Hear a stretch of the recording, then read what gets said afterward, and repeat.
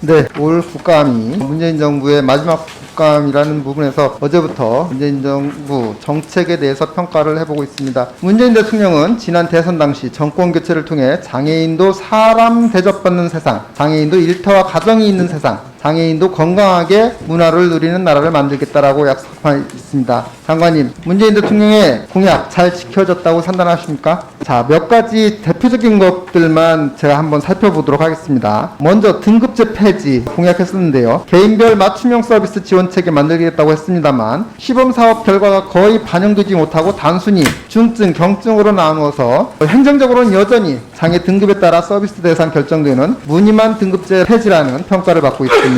활동 지원 서비스를 제외하면 제대로 변화된 것이 하나도 없다고 보여지는데 활동 지원 서비스조차도 개인별 종합조사에서 2,974명의 장애인이 서비스 급여량이 하락했고 787명은 아예 탈락했습니다. 급여량 하락자 대부분이 서비스 필요도가 높은 중증장애인, 그리고 중증장애인 중 홀로 사는 장애인도 37%나 됐습니다. 과연 이게 맞춤형 지원체계가 맞는지 한번 생각해 보시기 바랍니다. 산정특례 제도로 급여량 줄어든 부분에서 3년 동안 보전해 주겠다고 했지만 3년이 이제 내년이 끝나는데 이 장애인들을 어떻게 구제할 것인지 방안도 내놓지 못하고 있습니다. 자, 그 다음에 장애인 고용률 보면은 국가 및 지자체 공무원 3%, 민간 기업이 2.91%로 의무고용률 여전히 지켜지지 않고 있죠. 지난해 국가, 지자체가 의무고용 이행하지 않아서 납부한 고용부담금이 558억, 공공기관이 334억 원이나 됩니다. 국민들의 낸 혈세로 부담금 내고 있는 거죠. 고용노동부 소관 업무라고 방관하실 일이 아닙니다. 복지부 산하 공공기관이 부담한 부담금도 지난해 2억 원이 넘습니다. 그리고 지난해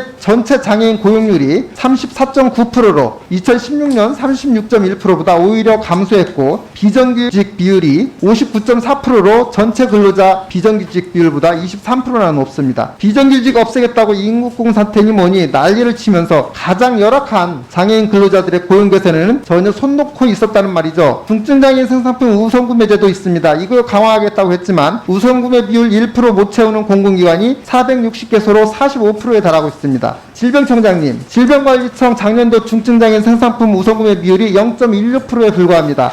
아예 관심도 없으시죠? 활동지원 24시간 확대하겠다고 약속했습니다만 정부 차원에서는 재정부담으로 신중검토가 필요하다라고 해놓고 지자체가 추가 재원으로 지원하는 것은 가능하다라고 지자체에 떠넘겨놨습니다. 그 결과 지자체 재정자립도에 따라서 서비스가 천차만별입니다. 초중증장애인들에게 생명과도 같은 서비스가 되는 기본이 세종시나 충남은 아예 사업 자체를 안 하고 있어요. 장애인 건강권 확대하겠다고 장애인 주치 사업, 장애 친화 건강검진기관 운영하겠다고 했습니다만 지금 실제 활동하는 의사가 133명에 불과합니다. 이용장애인 1,600명에 불과하고요. 이마저도 특정 병원에 쏠려 있고 건강주치 사업에 참여하는 병원 중 61%가 장애인 편의시설조차 없는 실정입니다. 건강검진기관 당초 100개소 목표로 했지만 지금 현재 7개소만 서비스가 제공되고 있는 실정입니다. 장애 아동 어린이 재활병원 확충한다고 하셨죠. 당초 3개 권역에 병원 건립하고 4개 권역에 재활센터 6개 건립한다고 했지만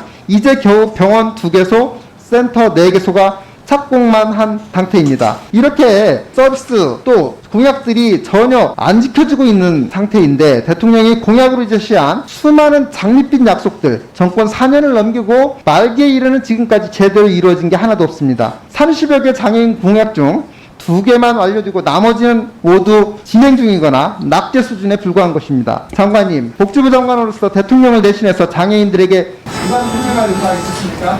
네, 저희들이 최대한 노력을 했습니다. 그렇지만 의원님께서 지적해 주신 대로 많은 부족한 부분이 있습니다. 그런 부분들은 계속 저희들이 장애인의 복지와 건강 증진을 위해서 계속 노력해 나가도록 하겠습니다. 오늘 그 주신 여러 가지 비판점 그리고 여러 가지 문제점 겸허히 저희들이 수용을 하고 정부가 남은 기간이 얼마 없지만 최대한 노력을 하겠습니다.